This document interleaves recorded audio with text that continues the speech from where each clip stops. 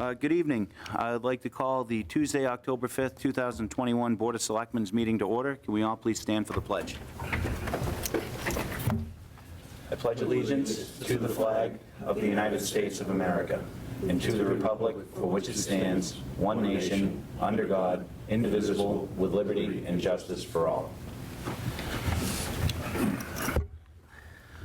All right, and I think Mr. Davis has something for us for chairman's announcements. The right care at the right times, plus 20% off your treatment plan. Welcome back, you smile today. Oh, thanks. Wait a minute, here we go. Everybody catch that? 20% off your treatment.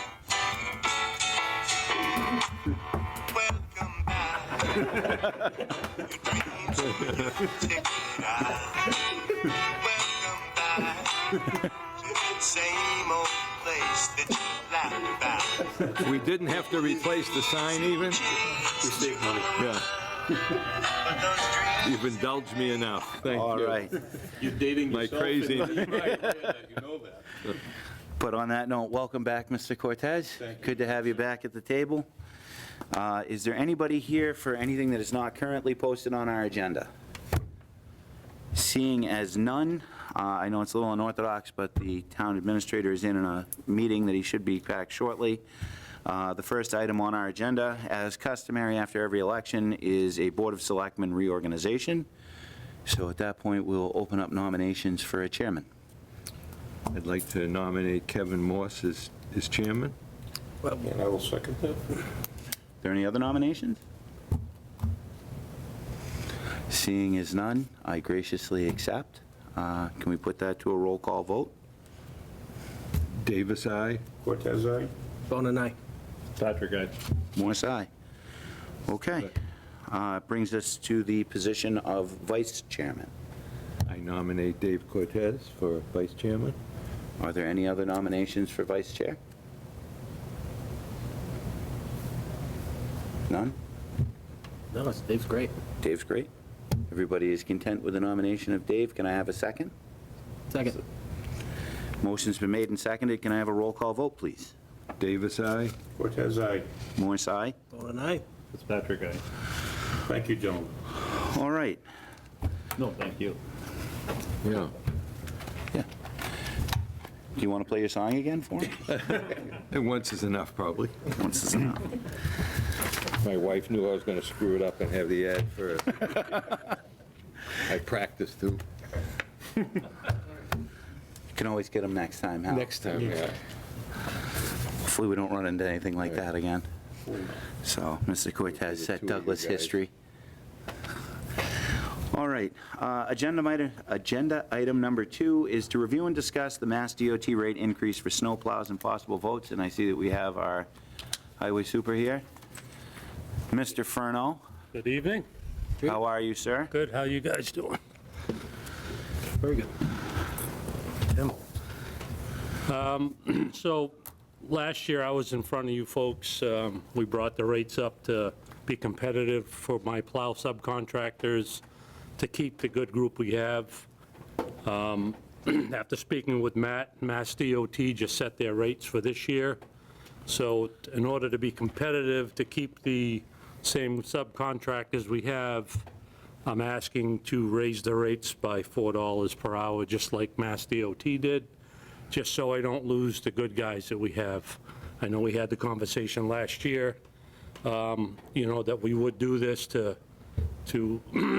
keep the rates at a competitive rate so we can continue to carry on during the snowstorms. Yeah, good contractors are hard to get.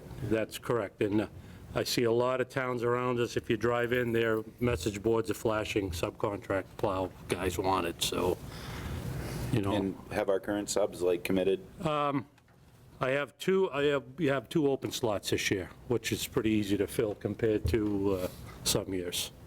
So that's, Do they work exclusively for us, chief, or do they? they do. Okay. Yeah, maybe at the end, some of them go plow some driveways, but the guys we hire stick with us through the storm, Anybody have any questions, or? No. I will say they always do a good job. Even if you look on social media, we get a lot of comments on Yeah. how nice the highways look, especially after a snowstorm. Thank you. Need a vote on that? Yes, we do. Make a motion to approve his rate increase for the snowplow drivers? Second. Okay, so the motion's been made and seconded. Is there any further discussion? Seeing as none, all those in favor say aye. Aye. Aye. Thank you, guys. Thank you. Virtually painless, John. Yeah, you know what?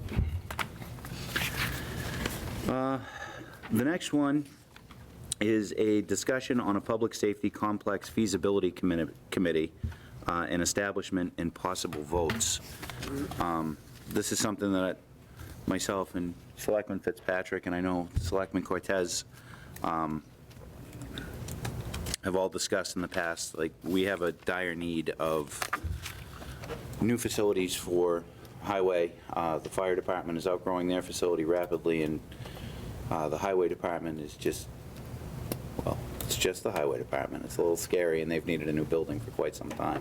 I think the police take turns going in and out, Will the police take turns? going in and out of the building. They might. I know the mice take turns going in and out of the building. But I have asked the fire chief, Kent, the highway super, and Adam as well, and Chief Miglianico to please be here for part of the discussion. So if you guys don't mind, come on up and kind of go over it.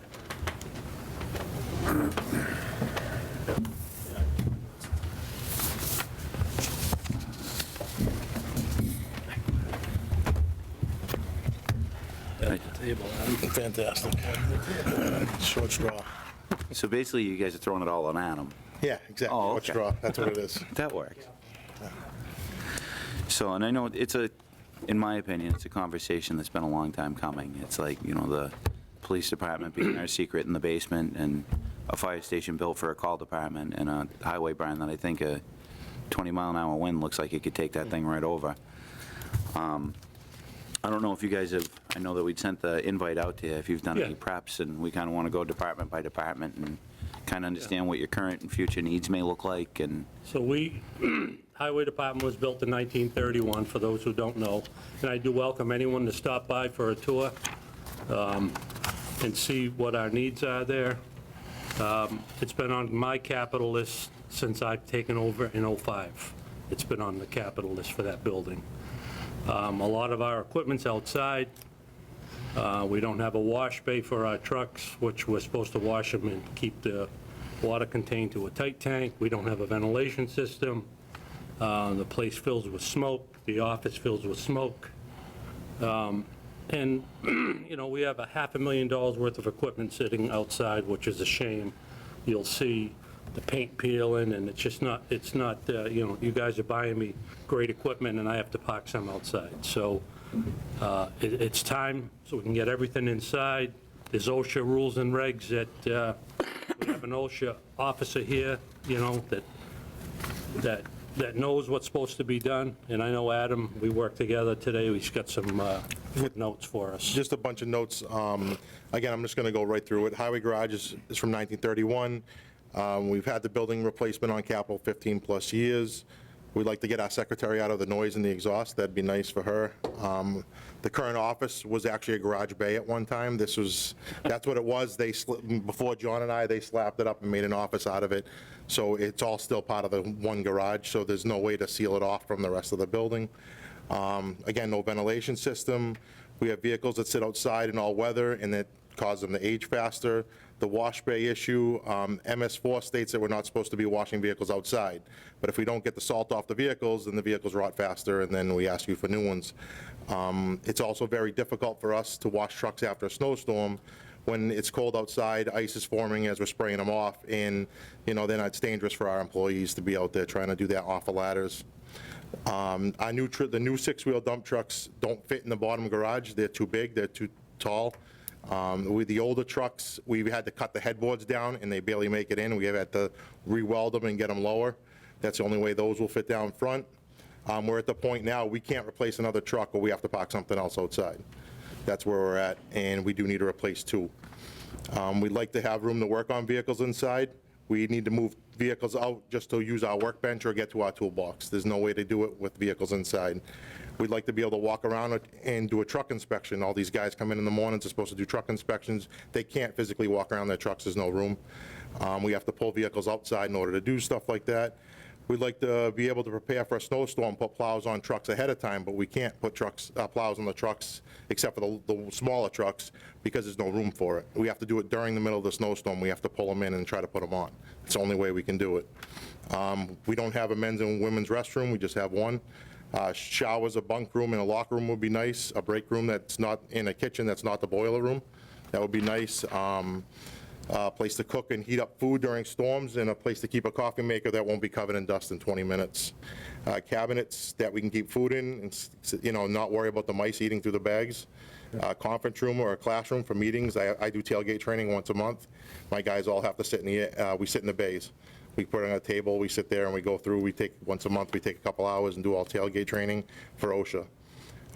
Like to get all our equipment under one roof. As we stated, some equipment's outside, some's in our old shed we have nearby, some is at the old fire station, some's at mobile pipeline. An overhead crane would make it nice to work on plows so we can lift them safely, and sanders, and move them around inside the building or install them on trucks instead of using the forks on the loader, which is technically illegal. A fuel depot, we've talked with Matt before about that, for gasoline or diesel. We could buy it in bulk and save a lot of money instead of what we're doing right now. Main entrance for the public to come in instead of walking in any door that's open. Right now, it's just whatever door's open and they show up. Safe area to put sand out for the public during winter, instead of them driving behind the loader or the trucks as the trucks are trying to load. It's kind of dangerous. A new generator instead of a leftover one that the school was throwing out. A room to lay out, review, and store our old drainage maps. We have a bunch of old maps just tucked in all these corners because we have nowhere to put them. Commercial boiler and not a homeowner's boiler that we currently have for heating. Air conditioning, which we only have a couple window units. And a place for our street signs. I could go on, and we're always willing to show any member of the board or public. We invite you all to stop by the garage. And I have pictures from my capital last year that we took. If you want to pass them around, you can look at them if you'd like. It's up to you guys. I know the building. Yes, exactly, so.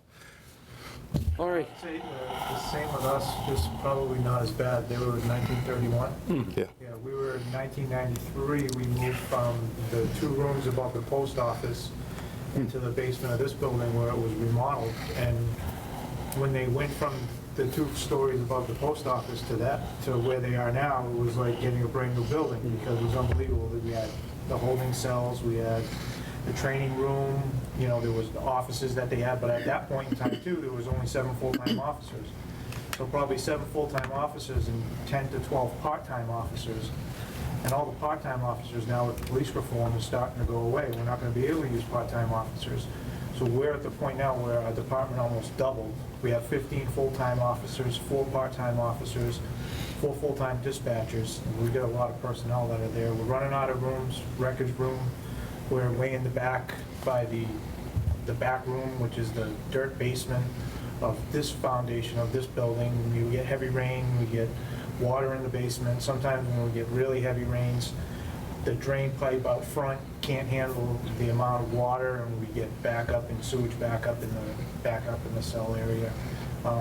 We're outgrowing it. It was great for the 28 years. It served us well. Even now, we're not going to have to close the doors tomorrow. We're not at that point yet, but it's certainly time to start the conversation and start looking and see what we can do as the population grows, the town's getting bigger. We're just simply going to outgrow that building. And as far as the fire department goes, I was there when the new station opened up. It's the new station. It's 21 years old now, but again, built for a call department. There was no real quarters to have people sleep in. I know that Mr. Cortez will like that, but we're now a 24/7 operation, where before we were just days when we first started. So we're there 24 hours a week, 7 days a week. Some of the things we've got a problem with our roof that we're going to probably fix very soon. But we also have water coming up from underneath. It's causing the tiles to lift in the meeting room. We've outgrown the station. There's no air conditioning during the summer, so it's very hot. There's just no room, and the room between the trucks. When we first started, we had one ambulance, now we have two. We also have a new brush truck that'll be coming from our grant. So that'll mean something's gonna have to move outside. We've got wildland brush stuff that's out, brush equipment that's outside. We've got trailers that are outside with dive gear and stuff like that, where normally that stuff should be kept in the building. Recently, we just got a brand-new used stove because the other one quit, so we put that in, but again, it's just a lot of things that weren't taken into consideration because at that time, we weren't a full-time operation, we were just full-time during the day. So we went from starting off with myself and Chief Gagne, to now we have 10 full-timers, and we got like 20 per diem and call people coming in and out of the station all the time too, so, you know, we've outgrown the building, and I think it would suit us better to have what you folks are talking about, have the discussions about public safety. I know also, when I first became chief, it was on the table to do a study for a police and fire complex to do some renovations and maybe moving out towards the highway department. And then we hit a bump in the road with the economy, and so myself, then Chief Foley and John signed a letter saying we wanted to put that on hold because we don't want people losing their jobs, so. I'd have to look and see what year it was. I don't know if you remember. I think you were here on the board, but we had a $90,000 feasibility, money put aside for a feasibility study, and it was when we were having a real difficult time with the budget, and frankly, we knew it wasn't gonna be a reality soon anyway, so it didn't make sense to spend the $90,000 to do the feasibility study on something that there was no chance of us building. I think I was the guy that asked that question as to why. Yeah, Down and I that think road. we were all in Probably agreement. what chairman that is. it- I didn't want to say that, Chief, but I did. Well, I knew you were here. Yeah. So I think we were all in agreement at the time that the smart thing to do and the right thing to do was to put that money back into the budget, and it didn't make sense for somebody to be laid off when we weren't gonna build a building anyway. Right. It wasn't gonna happen. All right. Do we have a proposal? We don't, No. That's the first, okay. what we'd end up, we want to get I think the first step that we'd want to do is put together a committee and have representation from police, fire, highway, representation from our board, potentially somebody from Capitol. And then look and see, like, get quotes or ideas to say what's it going to cost to actually have an architect come in and propose said building. Now, I think would be part of the feasibility of it. And then it's also identifying where. That'd be the first question, especially if you're gonna do one complex with a fairly sizable piece of land. Well, it actually would be a second question. The first thing is you got to figure out what they need and what their potential expansion would be. Then you can figure out where it fits. If you pick a piece of land, it might not be big enough for future expansion or for the current design. To what Nick was just saying about pulling that back because the time wasn't right financially for the town or anything. It's just a reverse situation at this point. It's something that's very long overdue for all three departments. And that's why I even started talking about it. It's got to be addressed at some point. And now seems like it may be an opportune time to start doing that. Well, the biggest thing, too, is with a lot of the economic development efforts that we have going on, all three of these departments are going to grow. Because the need for additional personnel for police, fire, and highway is going to get much bigger. Like, if we end up with a huge warehouse facility, we're going to need to plow the road that goes into that, which that's extra mileage that's on there for highway. You know, the increased traffic will mean, well, the chief will probably need more patrols out on the roads, and, you know, you get a higher fire hazard that shows up, the more people that are in town. So, I mean, if we do get this committee put together tonight, those are the things that we really need to drill down into. Because I don't want to get into another position of, all right, well, we built a public safety complex, and then 10 years from now, police, fire, and highway have all grown to the point where they're like, we don't fit again. That's the whole thing in doing the research. I was talking to Matt about this earlier. today actually, is started looking into it just to be proactive and actually did a search on public safety complex architects. And in watching a few of their presentations, you see what their mentality was. They look at what your current needs are, what your expansion possibilities would be in 20 or 30 years down the road, and beyond that, 50 years down the road. Does the piece of land that you want to put it on, will that accept any expansion? You don't want to build something and 30 years later, they have to throw it away and start all over again. Any preliminary thoughts on the existing fire station? What would happen with that? I think it would either be It would get- renovated and adapted, Yeah. or it would It would be, get utilized somewhere in the scope of the Could that be the general future thought. public works, or? Yeah, absolutely. I mean, that's what we discussed. We've had thoughts of it as an adding a big addition onto the one side of it for a big building and then reusing some of that. I did have mentioned before that eventually the old fire station's going to have to come down. You have storage in there that you need to put somewhere, so the fire station could fit that, take that building down eventually and put it there, and then highway utilizes some of it and then into a bigger building off to the left. Again, it's all preliminary. We did reach out before COVID started. John and I were on this task. We did reach out to Charlton. We did talk to them. We were going to do a site visit, then COVID came and everyone said, no, you can't come to our building. So, but they did tell us theirs was 8.3 million, I believe it was, for the highway garage, and they still have stuff outside under overhang. So that's kind of what we're trying to avoid. Eventually we'd like to look at the whole scope of it and make sure we can get everything inside and make it big enough where we can, adapt and keep moving forward.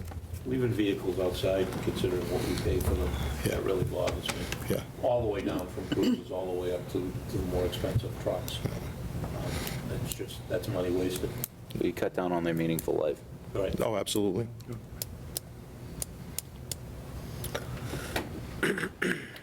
Okay, so what do we need to do tonight on this? I think we would need to make a motion to create a feasibility committee for a public safety complex. So moved. Second? Okay, motion's been made and seconded. Any further discussion? Just a quick question as to the makeup of said committee. Do we want to delve into that specifically, or leave it up to the committee to come up with its own membership? I think we'd probably want to, we should actually dig into it a little bit. I mean, common sense-wise. We could have a minimum roster of representatives from different departments. Somebody from finance? Right. All right, so we're going to pause on that motion for a minute, because we may have to amend that. Well, maybe we don't need to do that tonight. We can have to authorize them to, and then we think about, rather than just to sit around now thinking about who should be on the committee with them. I mean, we've got, Well, it's guaranteed the gentleman in front of us. right, I know. yeah. Yeah, you can vote to establish a committee, but you want to put a little Right. thought into not only who's going to be on there, but some guidelines Yeah. of how much you want it to meet. You don't want it dragging out for the next 9 months, beating it around. These gentlemen here know what their needs are, and I'm sure they'll check their staff to have some input from them. Yeah. I think we need to have specific goals as well. Yeah. What is the committee going to do, and what do we expect them to put out? All right, so we'll start tonight by establishing the committee. Committee, yeah. And then in our subsequent meeting, we can all Talk kind of about sit who around should be on and it. get feedback from all of them and Yeah. discover like what their goals and timelines and meeting schedule looks like. Obviously around there, they're all busy We can people. put it on the next agenda, so just keep it moving. Yeah. All right, so we do have a motion, and it has been seconded. Is there any further discussion? Seeing as none, all those in favor say aye. Aye. Aye. Thank you very much for your time. Thank you. Thank you very much. Thanks, guys. All right. Next on the agenda is a sign waiver for Gregory's Restaurant and possible votes. Come on up.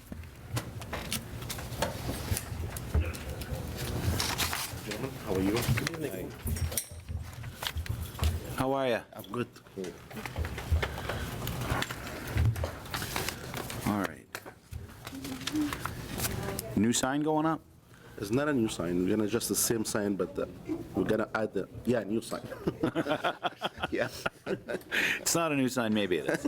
All right. it's the sign, just to replace the sign, how's that? Newer sign. Newer sign, yeah. Yeah, I wasn't going nowhere with that. We'll just go with it. So you're just adding a 2-foot by 5-foot LED message board onto, Yes, all right, which then puts it outside of the normal sign bylaw, correct? Apparently, yeah, from the rejections.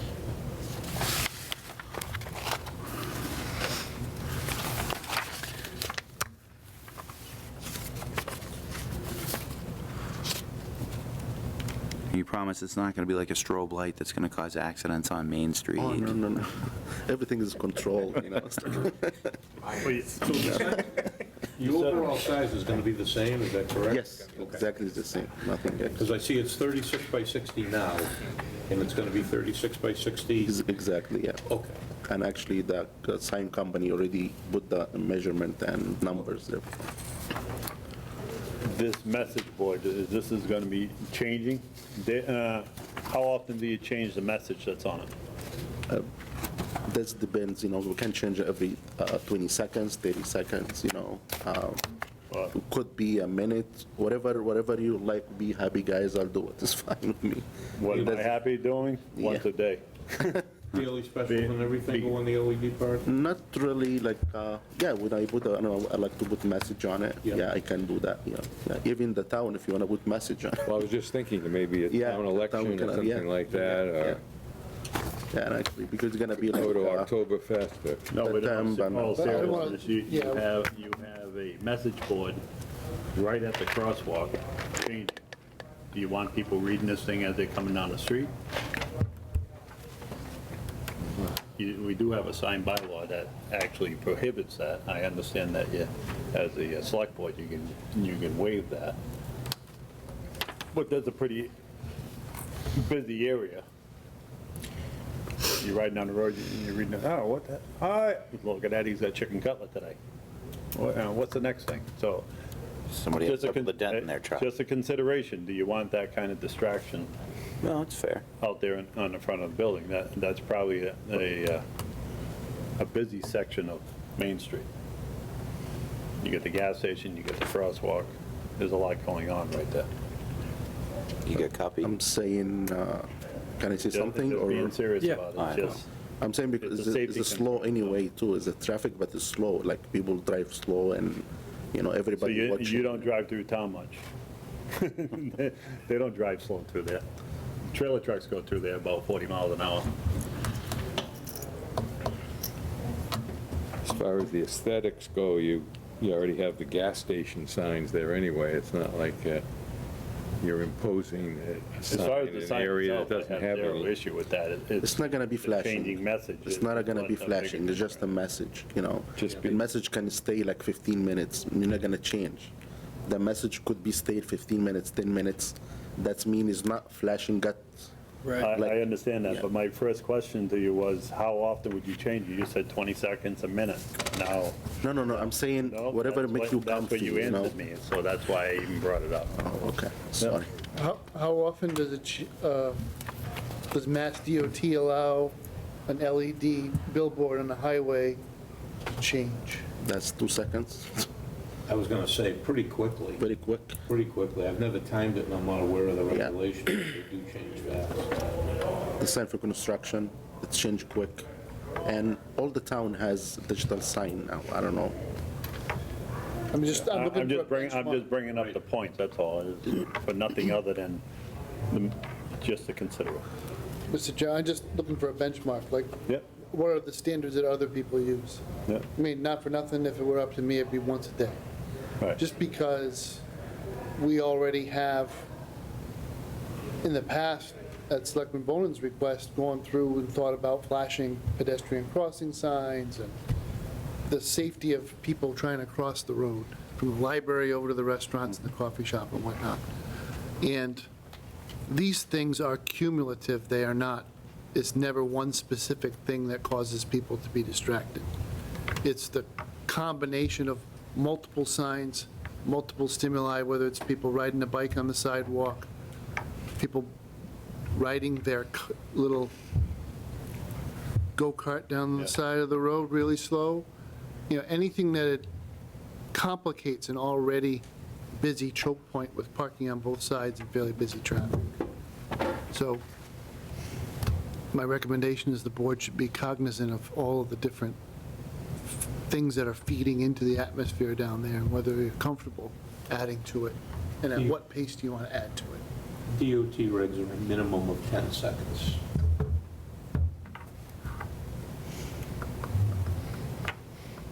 And I think that's highway speeds, Yeah, I'm going, which hopefully we don't see here. which is a lie too, right? 65, but I'm now going 80. I don't know about you and a 50 car, When exactly did you go in? all the time. Right by those blue cars, with the lights on top. How often are you proposing that it would change? The sign, you mean? Yeah. Like I said, this can control that. If you want to do it like every 10 minutes, I can. If like everything go by the remote now, If it's relatively static for, Yeah. It's not so much of a distraction. Unless Basically somebody, an app, right? yes, oh yeah, You're just everything gonna set the by timer phone, in an app. Like, You don't have to decide it once and for all forever. I You can could just- set a trial period and see Yeah. what you're comfortable with and come back after a few months and see if it's okay, it's okay, put it on the agenda and just pass over it. But if you want to make a change, then you could make a change. I can just put one sign for, like, one ad for whole week. It's no problem.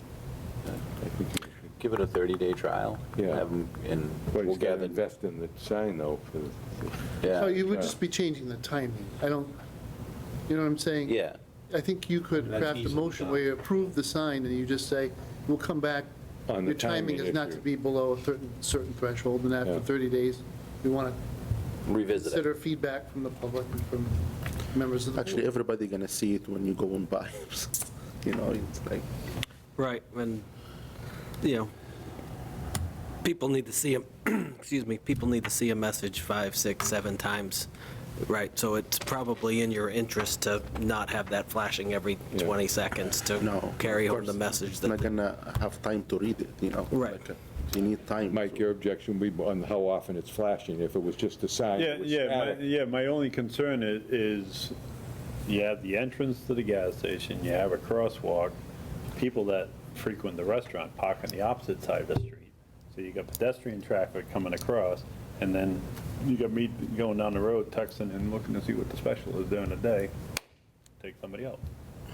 So the frequency of it would be a concern. The thing is, by law now, you can tax anyway when you drive now. So we could try a I'm trial. giving you a realistic scenario that will happen. Good. And I use Yeah, you're myself right. as an You're right. example, so I No, didn't pick you're on right. Lisa. I don't wanna, Welcome, you are now Welcome, part of the yeah. club. No, but it's just reality, and No, I'm agree you with have you. to acknowledge I'm it. agree with you. It makes sense. oh, yeah. So I think I don't know. I'm interested in helping a Douglas business, and I like the idea of a trial period to regulate the length of the exposure. Yeah, Mr. Chairman, if we were to do a motion, then just as a suggestion, we could reference the state regulations and say, for the trial period, no less than what the state regulations require for billboards or electronic billboards. Okay. No, I mean, that makes, Gives us a point of reference. you need to at least start somewhere. I agree. Sean, I mean, not that I'm always inclined to agree with DOT, but it's at least a benchmark. Well, they've probably done their homework. We might as well benefit from it, so. it's true. But all the town around, they have the same sign, studies. like Oxbridge, Northbridge, everyone has a sign there, So I'll move that we approve the sign with intermittent changes of message complying with the state DOT standards. Sure. I'd second that. All right. The motion has been made, and Subject to a review in, 30 days or 30 days? If we're looking for public comment, do you want to make it a little longer? 60?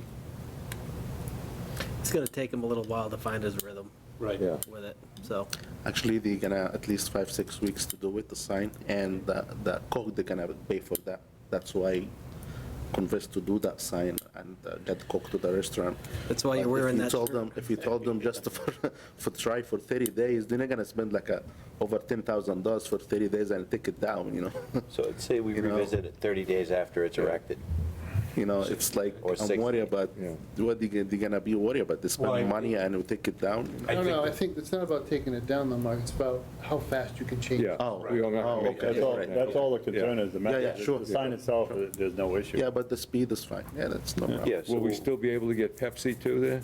Oh, my God. Judging by the shirt, I would say no. I think you'd want to, I'll tell you something funny, you know, first customer walk in a day, he asked for Mountain Dew. Will you take the best soda ever? The first day it switched to Coke. I said, oh. You know, it's. Everybody likes- I wish it make everybody happy, you know, but.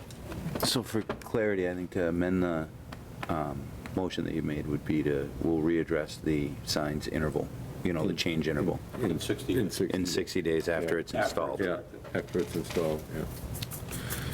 I still second. Okay. So the motion has been made and seconded. Is there any further discussion? All right. And does the interval portion of it alleviate some of your concerns on the safety side, Mike? Or- Nope. No. Take your vote, do your vote. Okay. All those in favor say aye. Aye. I, All those opposed? Aye. Okay. I just don't agree with the Mass DOT 10 seconds. You're comparing a highway to the town street, and safety is a concern, it's for the same reasons I stated, so. Find out. But It if doesn't we matter, don't- I don't hold. I can do it in a minute. It's If not- we don't Just like, sticking by my comments. but if we don't like, that's if we fair. don't like the standard of this, even the 60 days, now, we can still change it. No, absolutely. Yeah. Yeah. Like I said, I can control that, I can put the message for for an hour, you know, it Yeah. doesn't change. It's everything by phone right now, digital. right, and you'll work with us, and we'll work with Yeah. you, and course, people yeah. will, The good news for you, majority wins. It's good. But to Tim's comment earlier, you know, it's kind of hard to read a sign in 10 seconds. Oh, yeah. of And the course. ones that flash on the highway are really simple. But we've all been indoctrinated about gross ratings points and the number of times somebody needs to see a message, 6 times to remember it, 10 times to really cogitate on what it says. So if you go with longer intervals, you're probably going to have more success getting your message out than flashing it every 10 seconds.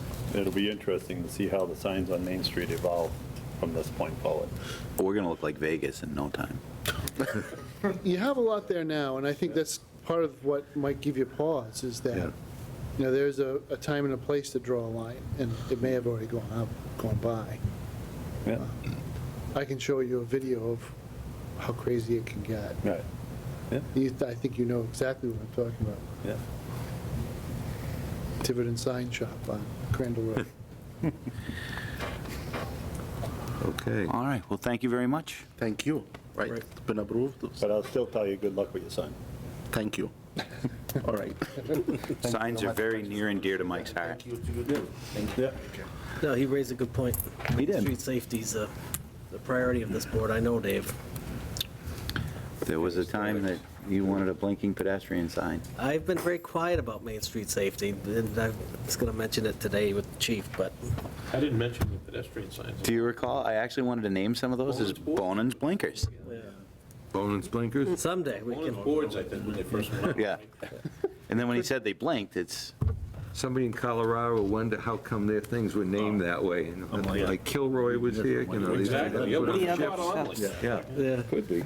we'll make it. People have to watch these in order to have it catch on.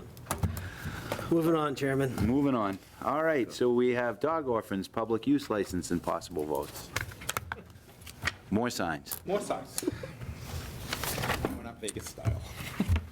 You sure? We're working. If you had All right. signed, should have played that. too. Yeah. Yeah. Good evening. Evening. How are you? So, if you recall, these fine gentlemen were in front of us several months ago Yes. to actually get a waiver on the sign size bylaw. Remember that, I was here. Yeah. Which we then approved and moved forward with that. in the process of going through those things, when they installed the new sign, there became concerns about meets and bounds and setbacks from the road. And then upon even deeper inspection into it, discovered that in order for them to actually be within their own property, and away from the public way, Yep. the sign would have to sit directly in the center of their driveway with the appropriate setback, which I think may put it on their front steps. Not exactly sure. Probably not really effective at that point.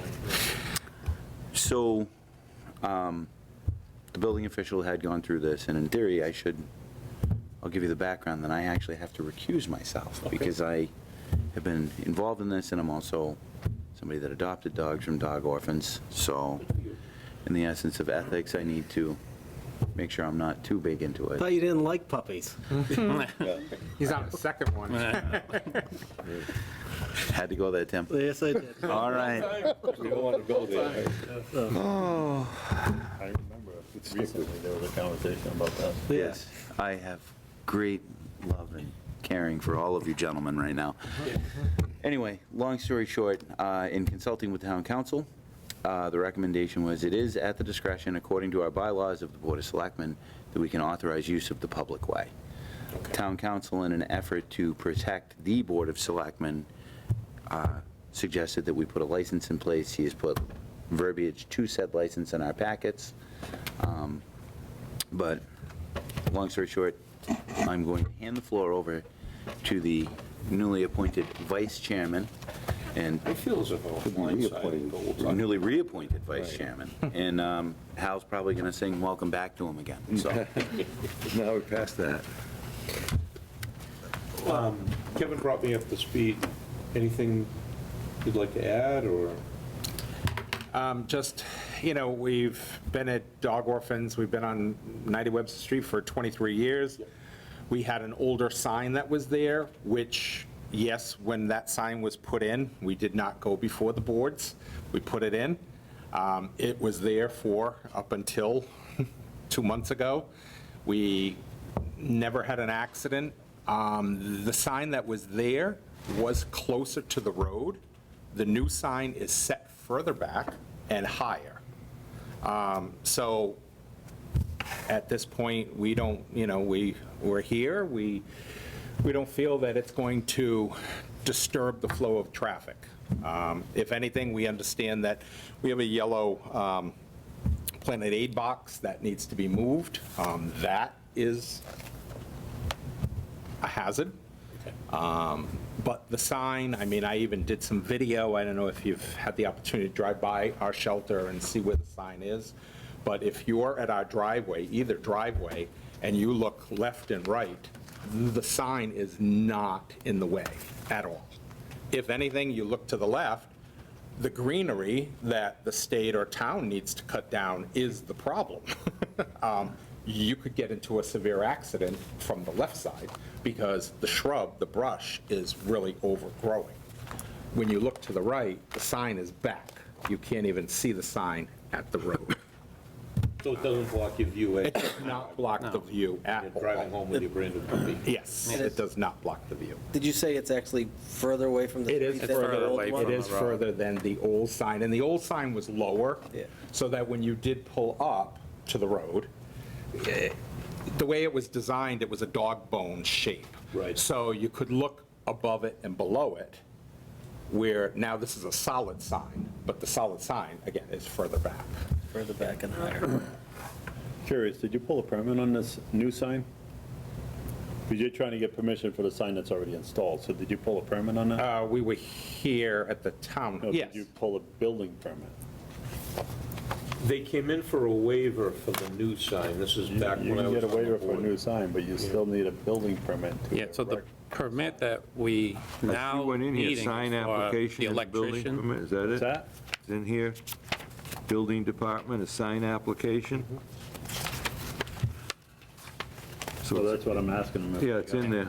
Well, when we came to the meeting back in the January spring, 15, January 15, 21? yeah, I sat here and said, what do we need to do? And the selectmen approved it, and then it went to the next step with with Ken. Yes, building. The building. But if there's any other permits to be pulled or No, anything. and I'm then- just asking, so Yeah. Hal just answered the question. Okay. You fill out a sign permit, Yeah. 11/19/2020, Yeah.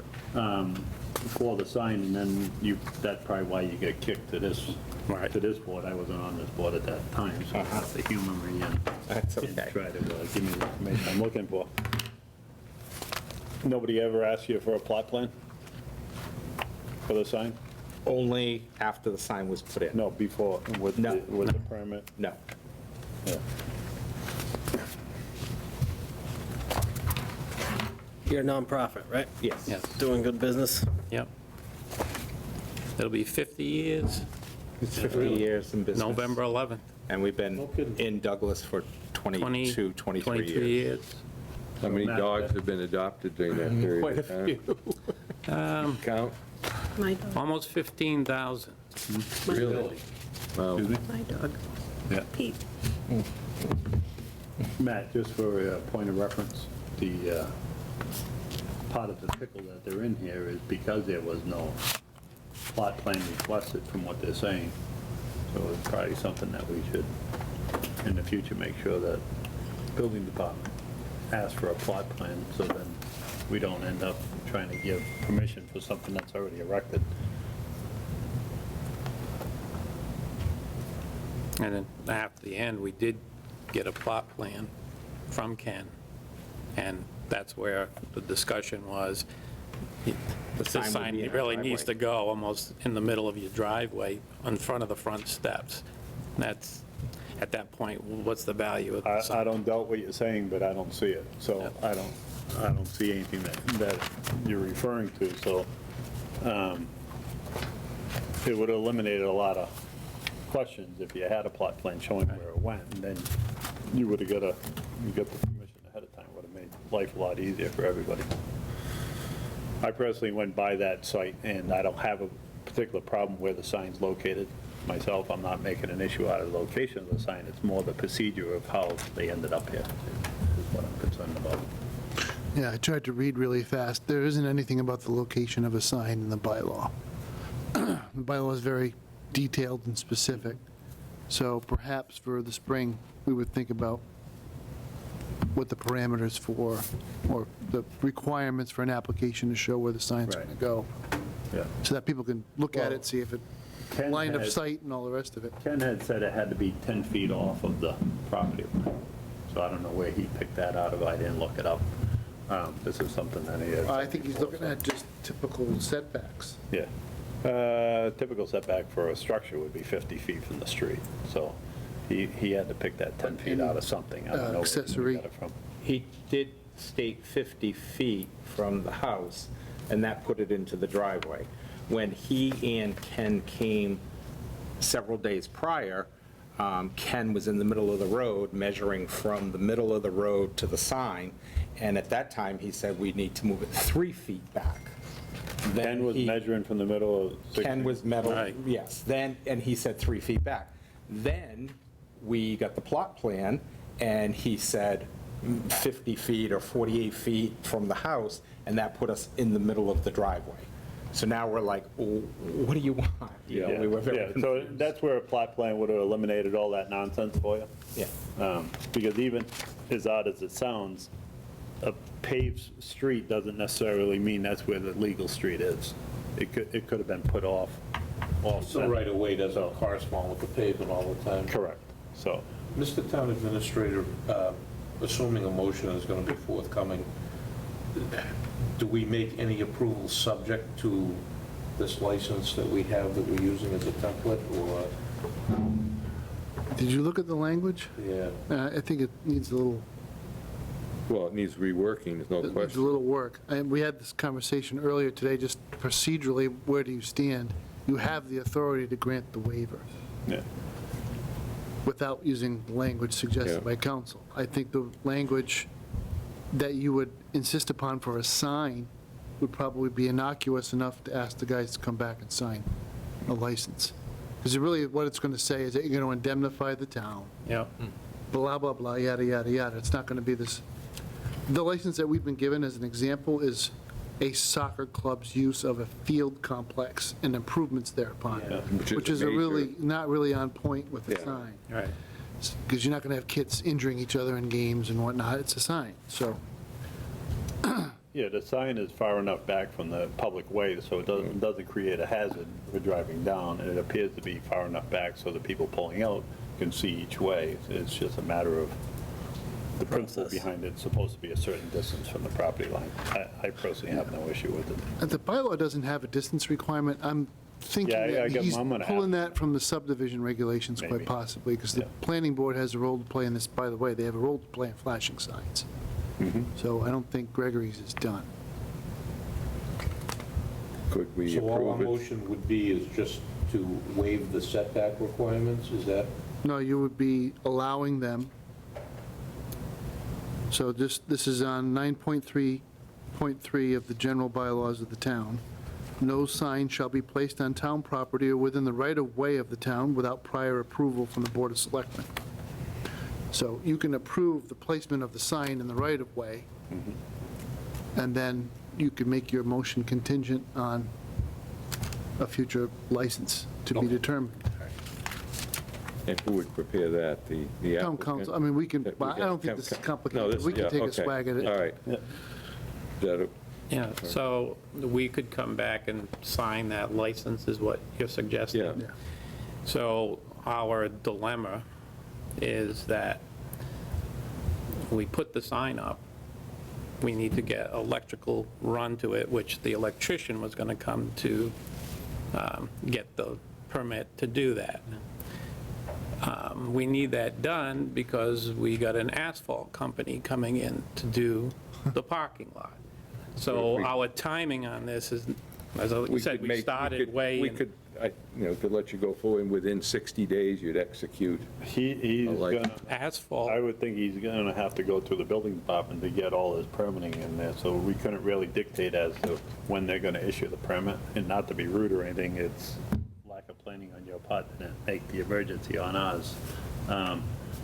I think you'll be fine moving forward, but you're gonna have to go through the proper procedure with the building department. Oh, we're going to go through that. My point, This application technically was void when he sent you to here, because you should have been pulling another one after the fact. So you just have to, I don't think he's gonna hold you up and give you a hard time. He turns permits around in 1 to 2 weeks, so that's a Okay. pretty quick turnaround. He's not gonna make you wait 45 days. So you shouldn't have any issue with it, but you gotta go through that procedure. no, and we know we got to go through that procedure, but we couldn't go to that procedure. Kevin's guidance was you can't go any further until Until we get a licensing that we sign. So Matt is suggesting there's going to be a license, we come in to sign, and then we got to follow the rest of the processes. That's all I'm saying. Yep. Okay. So All we're so addressing is the so would- authorization and would the we be license within 60 days. Would we be able to vote on this to allow him to keep the sign in that and move forward with his permit application with the building department, so that can just start that motion going? Because you probably, what, a week, Matt, it'll be ready for them to come in and sign. It's a pretty simple thing that you're gonna need, so. Okay. If it's your action, you have to meet again. So it'd be the 19th would be the first time you could meet to approve the language. Okay. Do we need to approve the language? Can we delegate it to you? Quick ones, think alike. I think when it comes to Think of all those dogs. licenses that are looking for in the homes. rights of way, I really think that's Yeah, you. but The road commissioners slash. If we're select allowing board. him to apply for the permit, it's all gonna work together anyways. Yeah. So, when he comes back on the next meeting, we can approve it and sign it. Somebody won't be here to help us. He'll be, I think what we can do tonight, I'd certainly entertain a motion to approve the waiver of 933 contingent upon the execution of a license within, and I think we can do it within 60 days, because I don't think that license should hold up in getting the building permit. No, we don't. No. So I don't think we necessarily have to put a 2-week date on it. I think we can do a 60-day date, and that way we can have, who's ever gonna draw it up, they have time. Yeah. So if we, the motion would be 2 parts. We're going to give them the waiver of 933 contingent upon them executing a license within 60 days. Right, because it's only a procedural thing, there's nothing crazy in it that's And going that to should hold hold you up your guys up. permit or anything. That way you can just All move right, forward that's- with it. Certainly would be our intention. All right. So moved? Second. Any further discussion? No, thank you. All those in favor say aye. Aye. Any opposed? The motion carries. All right, Great. thank you. Thanks, We'll guys. get a license together and someone will reach out and talk to you, but it'll be pretty, I would say, pro forma. Okay. Okay? Yeah. Great, all right, thank you. Thank you, gentlemen. Thank you. Good work. Thank you. You can let Kevin back in. No, you don't. Right. He's returning dogs to this office. I don't know. So you're going to have to let Gregory know that well, Ken will when he goes to the building permit. Yeah. That he's going to have to do site plan review, which will turn his pizza upside You down. can tell Kevin that we signed him up for 4 more dogs. Exactly, yeah. Oh, that was part of the deal. Part of the deal. No, he only got 1 more, but it's pregnant. Pregnant dachshunds. I wonder if that carve-out in the bylaw means that only the planning board could restrict the amount of animation or There is, it's prohibited. Mitch Cohen's the one that was very animated at town meeting about whizzes and flashes and all this other stuff that he had on this sign bylaw. I remember that. Yeah. He was all It's excited prohibited, about but it can be allowed, and then site plan review would Right. kicks in Yeah. as a secondary piece of it.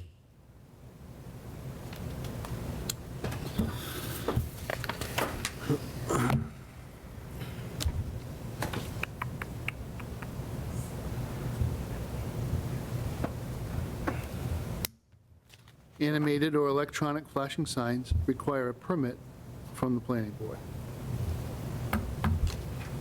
It's in addition to your authorization. So Greg is going to have to go there. Yep. Does he know that already? or- Should will. I think he does.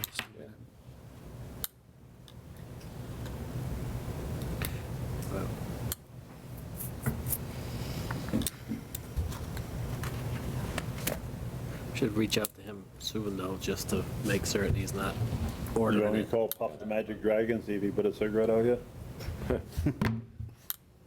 I texted.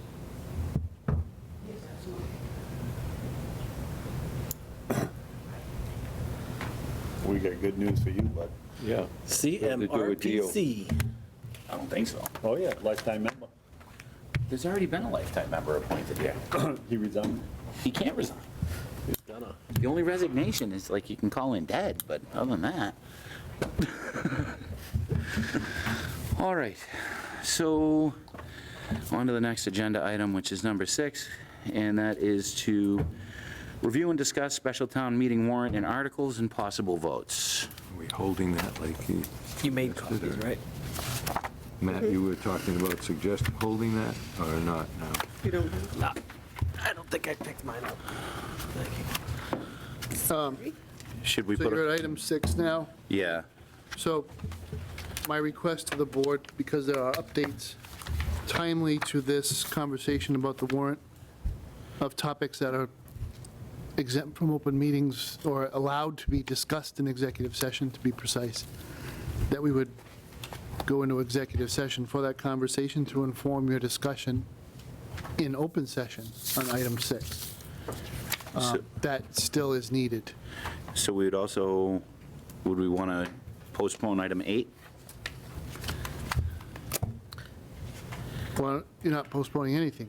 I was asking you to go into executive session. Right So now? we could discuss the items that would be on the warrant that are exempt or are allowed to be discussed in executive session. Okay. And then you could finalize your work on the warrant in items 6, 7, and 8, and then pass the thing along to FinCom for Tuesday.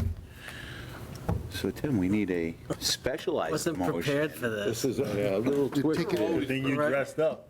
I Take a actually, swag at it? No, I'm gonna. I know do it this. sounds like a lot of process, but I think you need to vote to take items Well, you're not taking it out of order, you're in order, so no, you just need a motion to go in. All right, I'm going to make a motion that we move into executive session for the purposes of talking about, Actually, it is out of order, it's 12C and A. okay, Point of order quickly before you do that. Would it just make sense to go into executive session, hash out A, B, C, and D, and then come back to regular session to complete the I rest don't of really the... think there's a B and a D anyway, so I can do that. I'll make a motion that we move into executive session for the purposes of interest in real property, it's not collective bargaining, and then return to pick up the rest of our agenda. did you say interest in real property and collective bargaining? Yes, he did. I did. Second. Aye. So the motion's been made and seconded. It was made by Tim, seconded by me. Can I have a roll call vote, please? Fitzpatrick, aye. Bone and I. Morris, aye. Davis, aye. Cortez, aye. See you soon.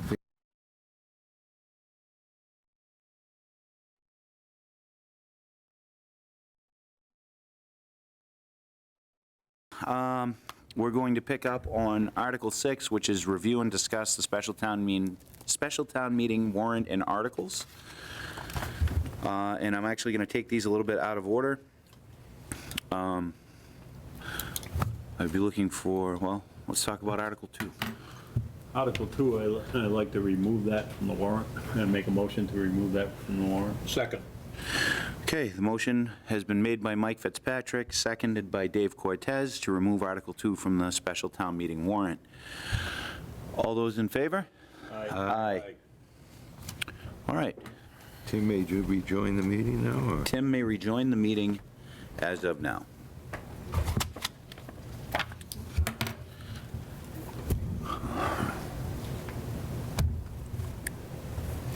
Anybody get a pen?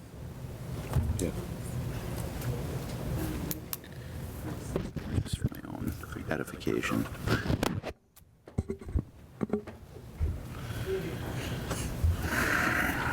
Thank you, sir. Welcome back, Tim. Thank you. Do you want to play the song for Tim? Yeah, welcome. We could make that a tradition every. We could. Back. We could. What did you do? Can I ask? No. You may not ask. It is against the rules. Took that out? Yeah. All right. So back to the special town meeting warrant. We have Article 1, which is the fiscal year 2022 budget transfers and amendments. Gene, do you want to come up and go over these with us, or? She was hoping we'd call I'm sorry. her. You were hoping we'd call you. It's your favorite time of year, Gene. It is my favorite time of year. And hopefully we'll all behave tonight and not mention anything that you should not mention. Okay. I just want to get the story behind it. That's all. That will be on a future agenda. Article 1 is, at this time of year, we look at the departments and see if they have any needs. We've, gone through the fiscal year already, and these are the articles, the departments Two red that flags ahead there. felt like they needed some additional funds at this time to accomplish what they need to accomplish. So the increase in tree warden expense, $50,000, that's again just adding to the continuous work that we're doing to take down trees that are damaged or can cause public safety issues. Treasurer collector expenses, we've had some additional time with auction and research of land new parcels. Highway wages, they're putting time in for an intern and part-time staff. Highway maintenance expenses, there's some additional repair work on some vehicles. Fire expenses, that's self-explanatory. Admin, highway admin. I'm sorry, highway, did you discuss that already? No. That is for the rental of a trailer. John spoke a little bit about that this evening, about putting the office staff in a separate building so they don't have the fumes. And increase in fire expenses, That's for some repair work that they need to have done there. Increase in cemetery expenses, that is for mowing. I look at the number of mowings that have already occurred in this fiscal year and kind of project out what they will need in the May. Mowing has probably been out of control. Yeah. Increased town council. I'll let Matt speak to that. So this was some of what we discussed in executive session. I want to distinguish this from the tax collector's efforts. The tax collector, working with tax counsel, has title issues with some lots that she wants to sell. That is separate and apart from the interest in real estate that were discussed in executive session. So the additional funds here are for the research that we talked about in executive session. Okay. And I'll also let you take the next one. The economic development wages, that's a contingency. So in the event, if the town were to be successful with its MassWorks grant application and the project were to go forward, this duty would no longer be part-time. And there's absolutely no way we'd be able to continue the project administration and the paperwork and the point of contact unless the person were full-time.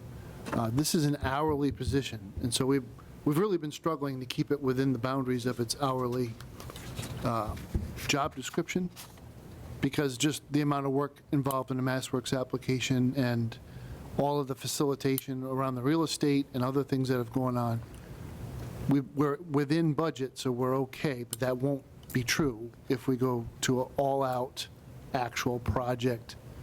I'm not comfortable trying to do millions of dollars worth of infrastructure improvements under an economic development grant with a part-time staffer. And I don't think it's appropriate to task a new community development director with those responsibilities, given the amount of work in the pipeline for the Planning Board and Conservation Commission. I just think you're starting to tax as skilled as the new person is going to be. I don't think that's an appropriate way to establish that office. Yeah, you're going to go out and do a multi-million-dollar economic development grant and 5 subdivisions and all the Concom work. I just don't think it's a good, 17.5 is chump change compared to what could be coming through the door for the grant, so. Totally agree. That's a wordy way of saying it, but I need more help with this if it goes through.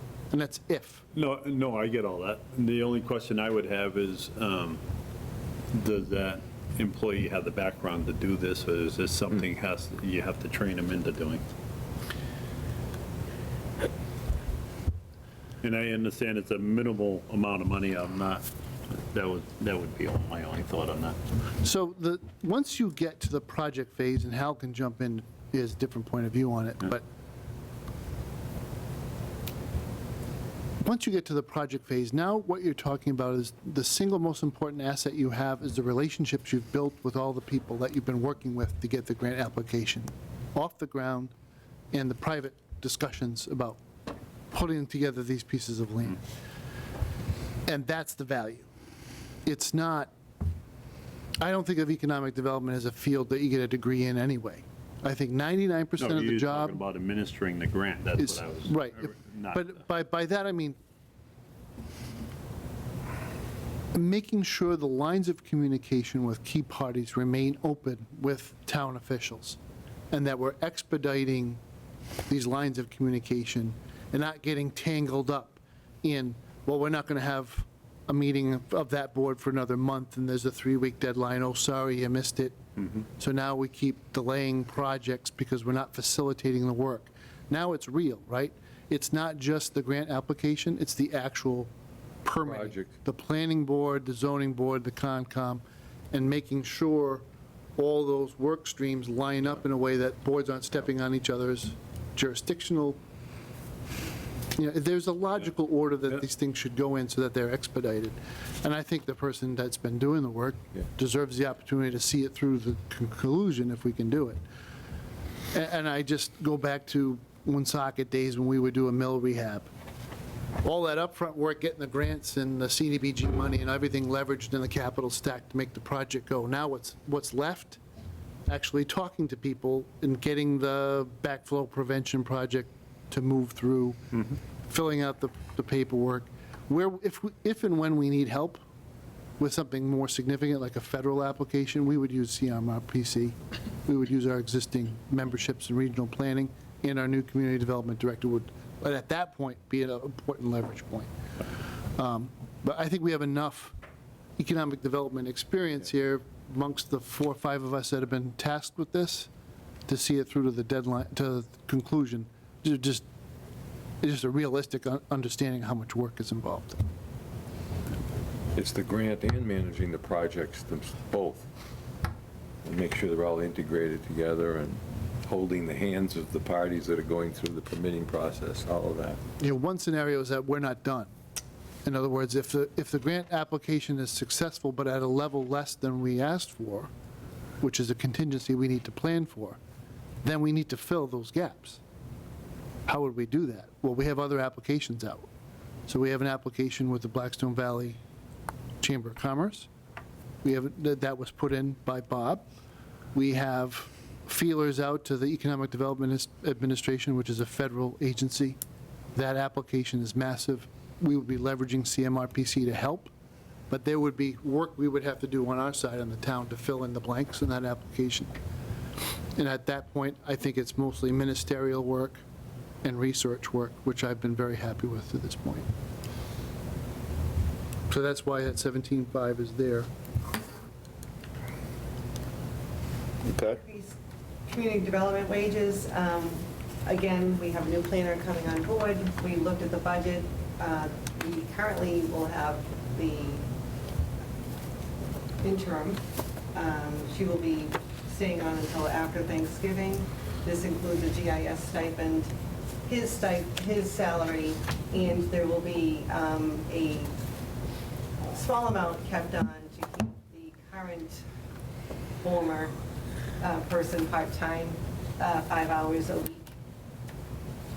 Yeah, there's transitional planning here. So we just recall that we moved some money over to the expense side to allow for CMRPC to give us a professional on a contract, and we paid for that out of, In FY21. in FY21 out of the expense line, after money was moved over. Then we currently have a part-time person at $1,000 a week that is working against the salary that was budgeted in the fiscal '22 budget. So there's that piece, when we've had transition with the principal clerk. So we still have a part-time staffer working with the full-time person to complete that transition. This money assumes everybody stays on their current hourly schedule, which may not be true. So I would expect to come in under this amount, but we're asking town meeting to fully fund it in case nothing changes. But I do anticipate the conversation's well-developed around a full retirement. It's just more about the timing of that part-time staffer. So best case scenario, we could look at a turn back. We might not use all 37. But you have to plan for if she were to stay on. And I think it's a good resource for the newly hired. I mean, she has a lot of historical knowledge. It's a great benefit to the department. And, we're pretty well short-staffed in this building. So, I mean. One thing that's true of all of our departments, so many people are at the top step and have been working for the town, not for 10 years, but for 15 or 20. To download all that history, especially when history is so important to some of these duties and responsibilities, there needs to be a transition period built in to the funding. And it's a little bit more expensive, but it's totally worth it. Rather than throw somebody in and say, yeah, you don't know what's happened here in the last 20 years, except anecdotally, and now you need to be an expert on all of these applications and things that are going on. It hasn't happened yet, so it's a good example to talk about. You've got 4 people at Highway that are all retirement eligible out of a crew of 5. You have 4. How long do you think it takes to train a young person to be a highway worker in Douglas? Well, you need to learn your plow route, and if you've never operated snow plow at that level of intensity, you need to go through a whole season to prove that you know how to do that. Same thing with cleaning catch basins and doing the rest. It really does take a full year to teach a highway person how to do the highway job, and who better to teach them than the people who've been doing it for the last 20, 25 years. It's very similar in a land use office. I can't tell you how many times we get, somebody will come in and say, it's happening today. What about this paper street? Is that a real street? And then we all look around at each other and say, oh my gosh, the file says this was 2011. We've got people in that office who've been here since 2011 who can answer the question. If they go away and we don't have the benefit of being able to ask them what's going on, we have to try to figure out all the things that were not in the file. So it's proven to be worthwhile for us to have the duplicative staffing just for a limited amount of time so that we make sure everybody's able to do their job. One quick question, just for clarity, and I'm assuming that these are yearly allotments, the 17,500 and the 37,500, that's for 12 months, that's not for 6 months? No, that's to finish the fiscal year. That's to And finish. that would be an upgrade in that position They'll from get it in part-time June to full-time. 30. Yeah, well, and the reason why I'm asking this is when you created used the economic development position, it was at 14,000, but it was really 28. So is this going to be, if this is increased by 17.5, is it really increased by 35? Yes. No. Just for clarity, because when we created the position, the perception was that it was a $14,000 position, but it wasn't. That was because it was only 6 months out of the year. So then the following year it became 28. It's So true, but is also this those gonna 6 be- months were coterminous with an important deadline, which was the grant application. So then in the budget, I don't think we budgeted 14, I think we budgeted 7. I don't. Well, whatever it was, In any case, it's going from full-time to part-time, but the 17.5 brings the budget up to this position being full-time for the remainder of the fiscal. At 30 hour, this will be the 30-hour week. I'm not disputing that part. What I'm just making, for clarity, just to make sure that this is a 12-month increase, not a 6-month increase. So it's increasing for a yearly increase of 17.5, not increasing the rest of this year for 17.5, and then next year it becomes 35. And next, it'll be a little bit less than that, because next year you would take what was paid for the part-time position. The 17.5 brings it up to the full-time for the rest of this year. It might end up being close to 35. It's going to be 33. The question's going to come up. I'm not going to be the only one that asks it. So what's the position end up paying is probably what the better question. We can get a precise answer to that, because step You know and what I mean? grade, It's just, we'll annualize the step and grade for the budget next year and show that. It makes this a 30-hour position with benefits. That's a short answer. but, yeah.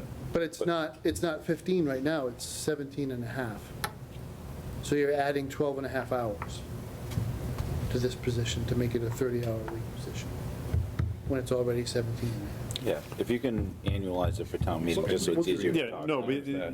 but hopefully you didn't misunderstand. No, it's not a pure double. What I was getting at is when it was first presented, it was presented as a 6-month position, but it was really a 12-month position, so that money that was asked for at town meeting was actually double what was asked.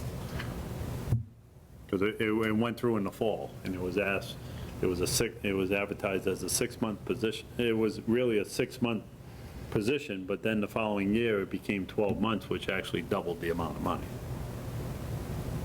Yeah, there's something about that doesn't sound accurate. We came in the fall, but then we had a budget year where we put it in for the full year at the part-time level of hours.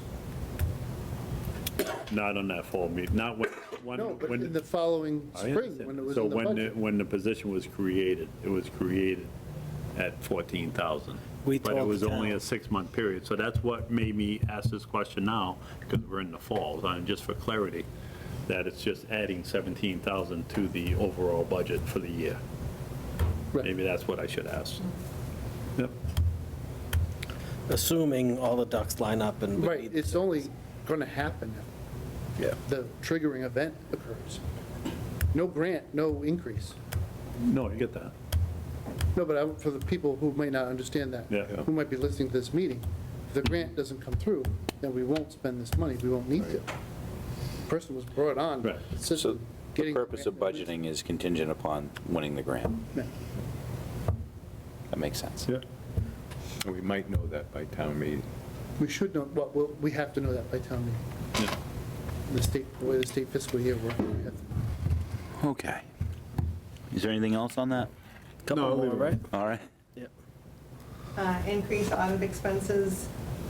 We actually have a complete new audit group this year. We're still at Melanson, but the 3 people that were working on our audit have taken positions elsewhere. So we now have one of the partners who will be heading our audit. So because of that and the change of staff, there is an increase in the audit fee of $6,500. Scott McIntyre will be the one coming to do your exit conference. We're scheduled, again, because of their staffing challenges, we're going to be a little later in the audit process. I think we're scheduled to start in November will be when they really hit what, Douglas. Increase in selectmen expenses, that is for additional appraisal money. And I believe you guys have already discussed that. Gene, can I just circle back? The audit just kind of triggered. We've been fairly successful in getting reimbursement on the CARES Act monies that we've been spending. Is that? Well, this is for the town audit. No, I know, but just in general, your office has been busy? My office is extremely busy. And Lisa is instrumental in helping with the CARES Act funding. It's funny, I have this discussion with Matt. It's a little troubling, but, Douglas is very conservative in our asks for CARES money. We've used it very prudently, I believe, in the way it should, in the manner it should have been used. Since the state of emergency has been lifted, they're getting more stringent and strict. So some of the requests that I've sent in have been denied.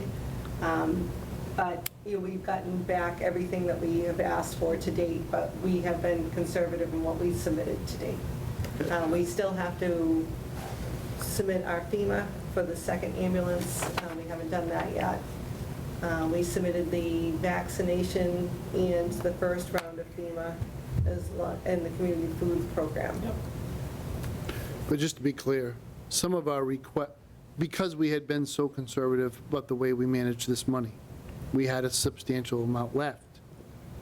So we did what anybody in our position would do. We took the more, not questionable, but more marginal requests, put our best possible sales pitch on it, sent it to DLS, and it wasn't agreed to.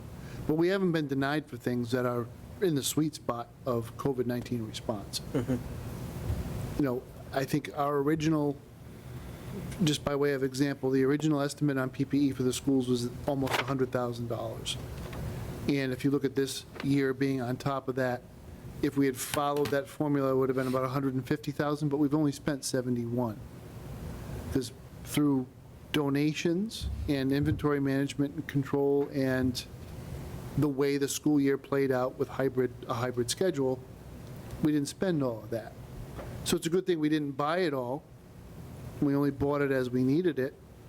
So now the inventory room is pretty much empty and we're only buying as we need it. I think other communities went out and really did a whole lot of really ambitious things early on, and I think it's true. I think the ring of fire has gotten smaller that you have to jump through to get since earlier on.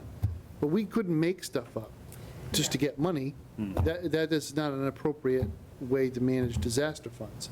So we didn't do it. I think we did what we were supposed to do. Yeah. And we will have to, and other communities will have to answer for their decisions as well, because it's federal money, you have to go through at least 2 audits, and the last thing you want to do is spend the money and then 2 years down the road say, hey, sorry, we have to come back and you have to fund it now. That does happen. Yeah. And the other thing is they changed the rules. So at one point, public safety employees would have been charged against the CARES Act, but in January, they went retro back and they said, no, well, we can handle that through FEMA now. So our plans were to put that against CARES, and now we are going to be filing that against FEMA. So the rules changed midway too in January, and they did that retroactive. The government changed the rules? Yeah, at 100 instead of 75%. So there's a lot of things in motion, but I think Douglas did the right thing in how we spent our funds. We didn't just, spend them to spend them. We didn't take any risks. We No, did that's good. You know, and that's how we, the clear things. it's my style anyways, right, be fiscally responsible to the taxpayer. We have until October 29th, and we will submit some additional requests against the CARES. One will look at the medical expenses that are COVID-related, we'll put that through. We can put the single audit through, that's $3,000. There's a couple other things that we can put through that we will.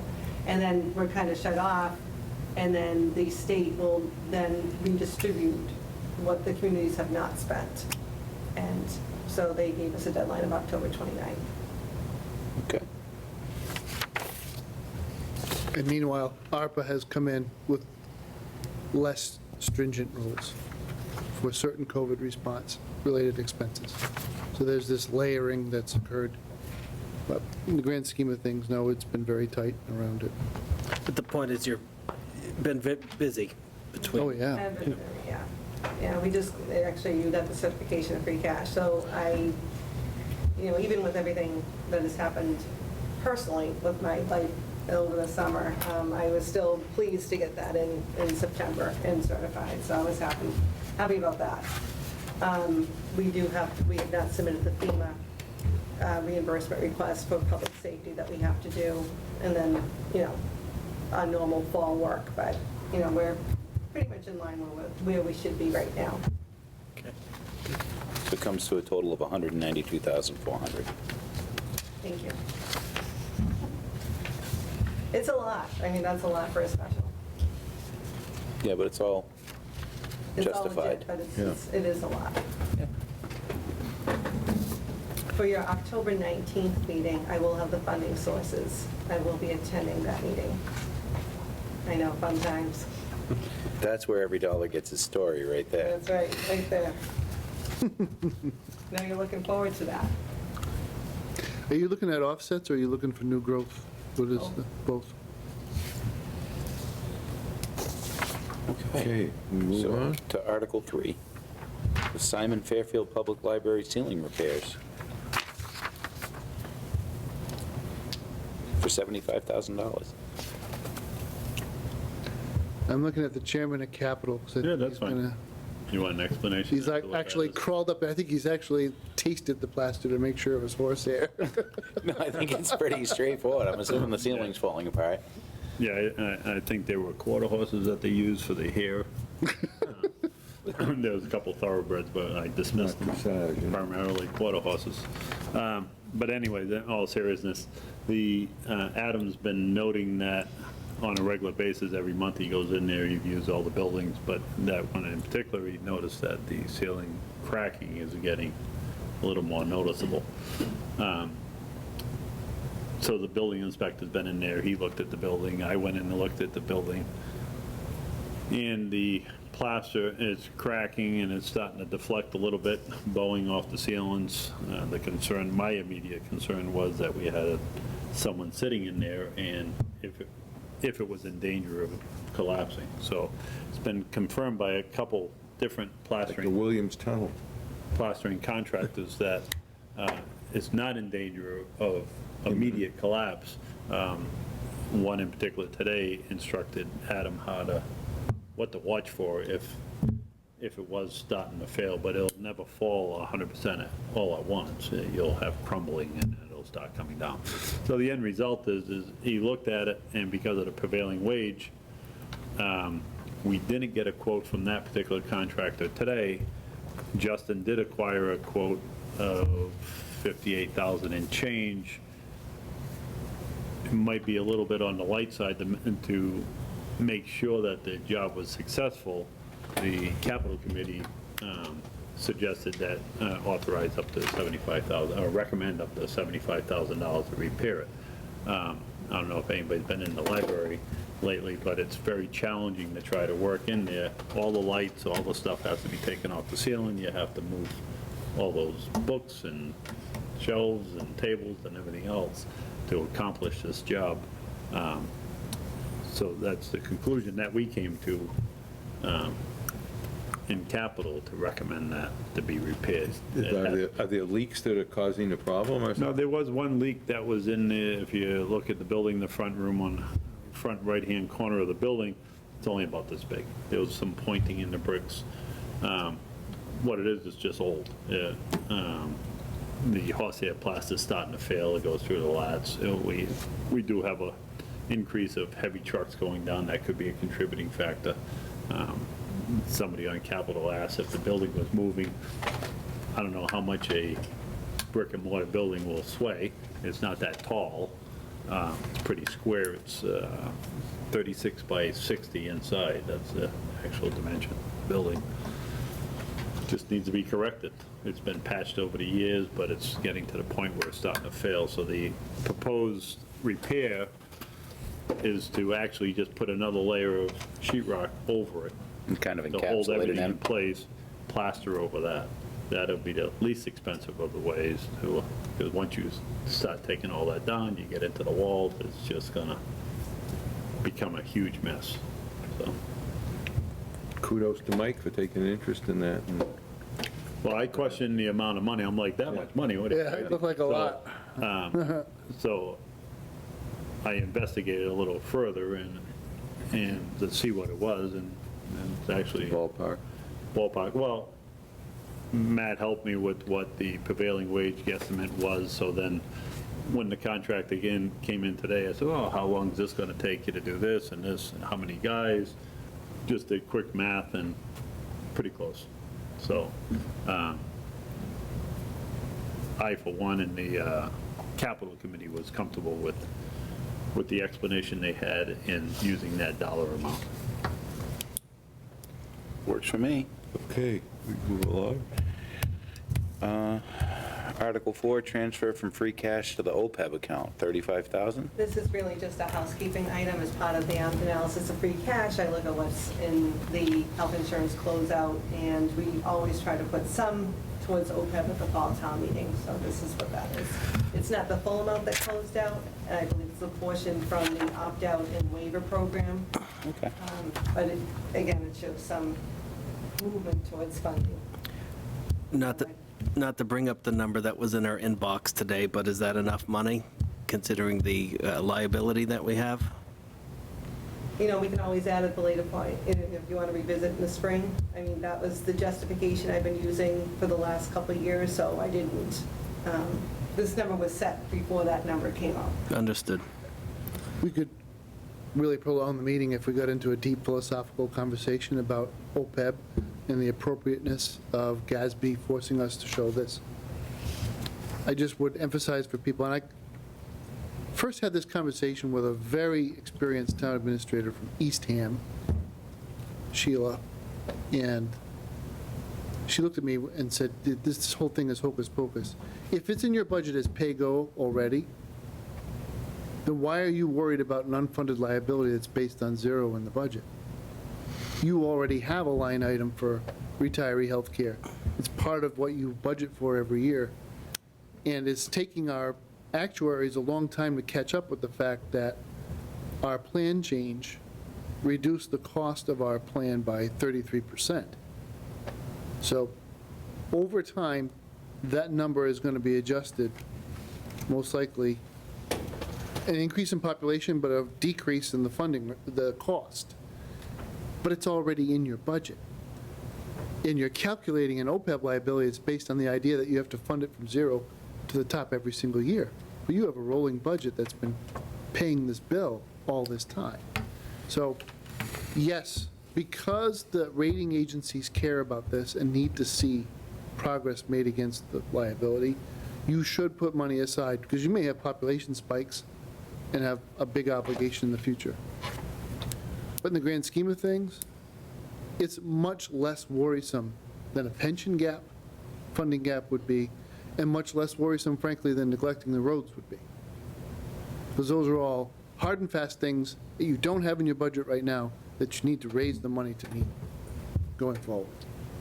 So, I don't want to get into a big, long debate, but I just thought I'd point that out there as a marker, because we got to do something about it. We just don't have to, like, mortgage Boardwalk to try to get it done. I also want to avoid having to take a vote to prolong the meeting if Yeah, it's past the routine time, No, thank you. as per our code of conduct. It is 9 o'clock. Mr. Chairman, I make a motion that we continue our meeting until the agenda's over. You weren't here for Dave, just say second. Great idea. There's some kind of conflict in those. Nobody wishes to second your motion. Let's go then. I'm done. You got to So- vote. Isn't that what the rule is? That is the rule. Aye. I'll second it. All those in favor? Aye. Aye. I think I. Yeah. All Let me right. handle the fire truck real quick. Please. Sure. Assistant Fire Chief Manning was successful in securing a grant for the brush truck of $250,000. Part of that requirement is that we put in 5%, which brings us down to roughly around $238,000. The cost of that brush truck is $275,000 to $278,000, so that's the explanation for the additional $40,000 that we need. Capital voted and recommended to put that forward. Yeah. You're kind of foolish not to approve 40,000 to get a $250,000 truck. You should have been part of the conversation, but that's okay. All right. Anybody have any questions on Article 5? Mike did a good job. Article 6, municipal separate storm sewer system compliance, year 4 funding for $46,800. I think everybody's familiar with this. This is a multi-phase, multi-year project. This is what it will cost to continue to make progress. All right. Article 7, personnel bylaw amendment regarding vacation. And they want to see if the town will vote to add the following language to the Douglas personnel bylaw as follows. In the beginning of fiscal year 2022, add to section 7 as a new subsection A, with all the following subsections renumbered and lettered as needed, and to read the following. A newly hired full-time employee and regular part-time employee shall be awarded the prorated share of 1 week of vacation, beginning with the end of their 90-day probationary period to the beginning of the next fiscal year, rounded to the next highest half-day increment, or take any other action related thereto. It's a lot of words to say. Presently, the personnel bylaw awards no vacation in year 1 of an employment, but 3 personal days. When you're out there recruiting department head level professionals, especially who may be senior in the organization where they're coming from and have 3, 4, or even 5 weeks of vacation, to come straight to 0 is a little bit of a hard stop. The highest obligation we would have here is 4 days, because if they were hired on July 1st, and they did their 90-day probation, and they started to accrue vacation, their prorated share of their vacation, after a full quarter working for the town, they'd get 4 days. Put that together with their personal days, they get 7 days off. I would like to see us be able to do that, just to be competitive in the world of employment. So that's why that's there. Any questions? No? Article 8, personnel compensation chart amendments. Reclassify the system manager water and sewer from M4 to M5. Add COA administrative assistant, outreach assistant to MS2. So I think we've talked about those in the past, too. This is, We did talk about this in the past, and I also want to ask Jean a question. On the community development wages, did that include the stipend that was? The 15,000. Yeah, so that's why that number's, so in our conversations, it's got to become public, so there was a personnel conversation with the Director of Water and Sewer, a unique position, by the way, to find somebody with all the operator's licenses necessary to manage both of those functions.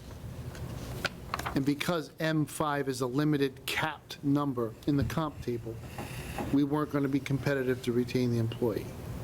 But the employee does a substantial amount of work for the town that's separate and apart and distinct from the duties of the water and sewer department, namely providing us with GIS information and GIS updates for fire suppression that we capture on the town side. And that's extremely valuable to us. So we thought we would institute a stipend and a job description to meet it at $15,000 stipend in order to supplement the salary so that we could retain the employee. What's at stake for folks is that if we don't keep this person with the dual set of licenses, we would have to hire 2 people with each set, which quite possibly would double the cost to the system. So this is actually, we're spending a little bit of money to save a lot. Save more. That's, just to put that in there. So this, we had to do both things, institute the stipend and take the person from M4 to M5.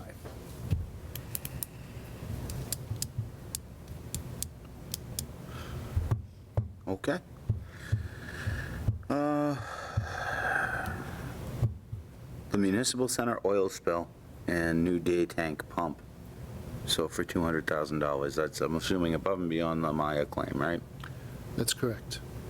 So that's the remaining expense for the cleanup, as well as we're adding the estimated cost of the new pump and tank.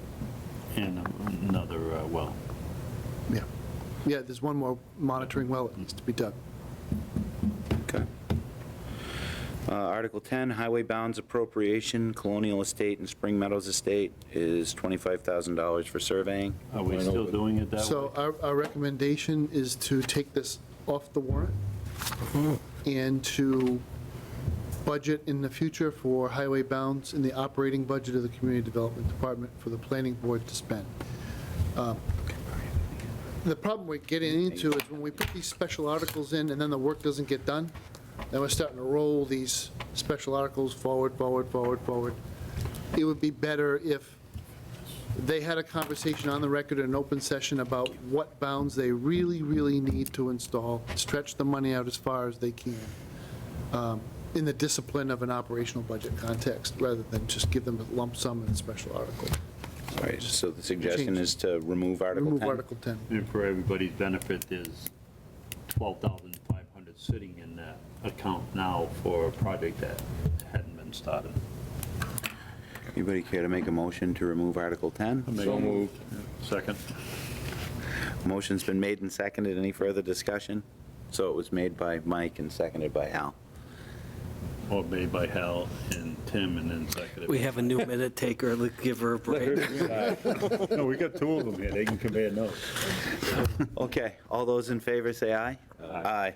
Anyone opposed? No? Good. Article 11, zoning bylaw amendment, zoning use regs, Appendix A, subsection C change. It's the restaurant Yes. license or designation. Looks good. Okay. Article 12, capital, transfer the sum of $367,200 to fund capital projects.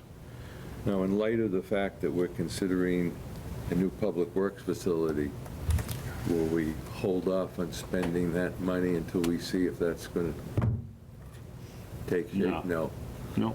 Think it's, should go forward with that, irrespective of, I mean, I think one of the fallbacks is we're still going to use that building for something, right? But not only that, by the time you realize a new safety complex. it's going to be 7 or 8 years from now. The problem with the fire station now is they're severely inadequate on their electrical supply, and the generator is no good. So those have to be done, and it'll still be utilized, whatever that building gets repurposed for, whether it's in addition to the safety complex or transformed into another use for highway or whatever it is. So it's not wasted money, it's stuff that needs to be done to the building. You agree with that, Matt? Yeah, I bet. I think you'd be obligated to do something with the building after you put this much money into it. Yeah. The building's getting more than this. If, again, grant applications that we have going forward through Green Communities would add to the energy efficiency of this building. And then we're pursuing ARPA funds for another component of the building. It's time to overhaul it while it's still in pretty good shape and can sustain the changes without having any sort of crisis. But yeah, you have to do it, because 3 years is a long time to run a fire department without a generator or with bad electricity. It's just, you wouldn't be able to swing. All right. Okay. Are we good with Article 12? Yeah. Article 13, prior year bills. At this time, there are none. That's a beautiful thing.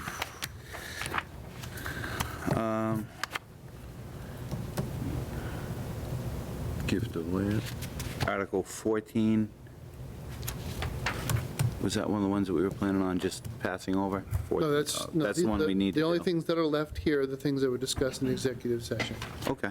I would just say, by way of preparation, town meeting will have maps of the properties that are going to be altered, and the course of action will be laid out by town council for these two, but we have to do them. Okay. And that covers it, right? Yeah. Excellent. Are we in a position to close the warrant tonight? Yeah, because I think we've already gone over, which would be the next agenda item, which is review language for personnel bylaw amendment regarding You already did vacation. We that. covered it. So it brings us to 8, which would be to close the STM warrant and possible votes. Good. Okay. Yeah, I'd like our organization to be disciplined about this and close the warrant with enough time for FinCom to do its work without any last-minute changes and be able to go to the flyer. We can do all of this work now and be ready to hit all our deadlines. I think that's really good. Yeah.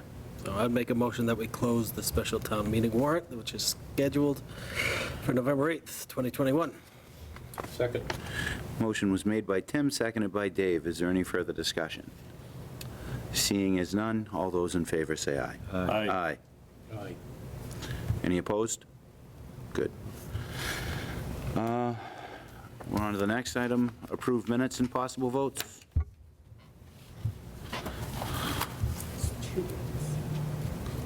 There's 2 minutes? To date.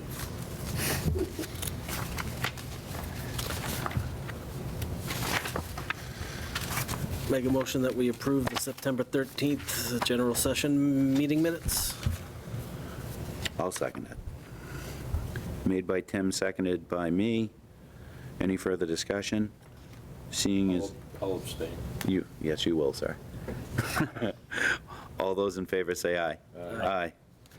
Make a motion that we approve the September 7th executive session meeting minutes and retain them all. Second. Motion's made by Tim, seconded by Hal. Any further discussion? Would you like to abstain again, Mr. Cortez? I would, Mr. Chairman. All those in favor say aye. Aye. We good? Yeah. Your report, Mr. Administrator. Oh, no, we have September 21 to do. Oh, my goodness gracious. Yeah, he's, so I will make a motion. They don't listen to you. She's so sassy. All right. I do see the Soldiers Field discussion that we had here. I think we need to revisit some of this. I mean, we were a little cavalier about some of the prospective changes that the director would want to do to the facility, and I think we need to have a discussion, whether that's with the rec commission or this board or the baseball program. But I would make a motion now that we approve the September 21 general session minutes. Second. Made by Tim, seconded by Mike. All those in favor? Aye. Abstain again. Thank you, Dave. Finally, we'll approve the September 21 executive session minutes, and we will retain all. Second. Made by Tim, seconded by me. Any further discussion? Seeing as none, all those in favor say aye. Aye. And continuing my abstention. Mr. Cortez abstains again. Now your report, Mr. Administrator. I'll keep it as brief as I can.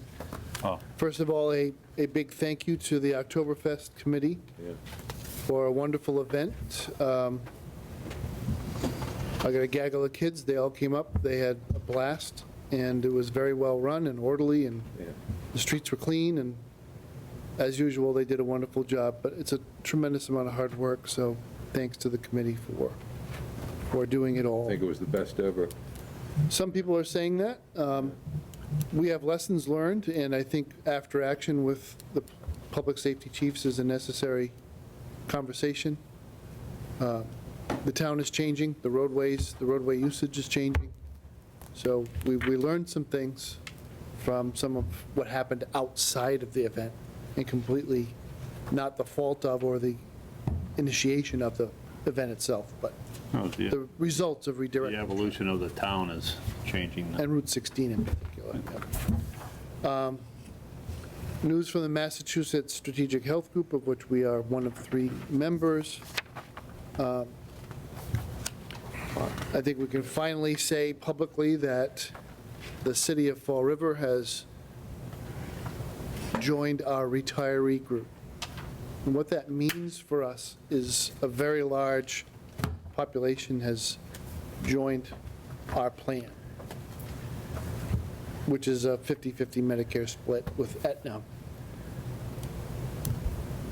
When we negotiated the deal with Aetna, this was the first entry of Aetna into the retiree health benefit market in Massachusetts. And because that was the case, we were able to negotiate significant concessions, both in terms of plan design and future rate caps, if we were able to hit our targets for the number of people that we enrolled. Now, Fall River joining more than doubled the number of covered lives in the plan. So we now have a rate cap out significantly for 2 years, and the rate caps are very modest. So the retiree plan is only going to grow 2.5–3% tops over the next 2 years as a result of this group joining. So that's a big deal for us. It's also the credibility of the group. It's one thing to say, Douglas and Webster got together and had this great idea, well, big deal. But now you have, I think that's the 3rd largest city or the 4th largest city in the Commonwealth is now part of our group. That's a big, very important marker for us.